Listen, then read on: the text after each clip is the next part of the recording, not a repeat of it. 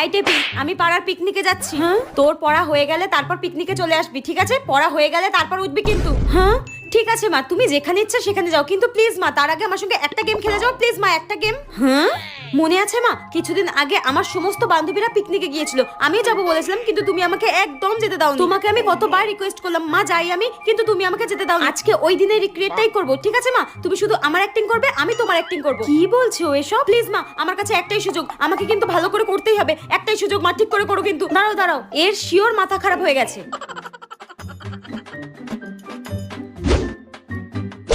নাও মা স্টার্ট। মা পিকনিকে যাব, টাকা দাও। মা পিকনিকে যাব। মা শুনতে পাচ্ছি আমি, কানে কালা নই। আর একবার যদি কোথাও যাওয়ার কথা বলেছিস কথা দিয়ে। এই মোনা, তুই আমার সঙ্গে এটা কি ভাষায় কথা বলছিস? তুই এসব কি বলছিস? তোর মেরে মুখ ভেঙে দেবো আমি। এই দেখো তোমার মেয়ের কি অবনতি হয়েছে, কি ভাষায় কথা বলছে আমার সঙ্গে। তোকে আজকে মেরে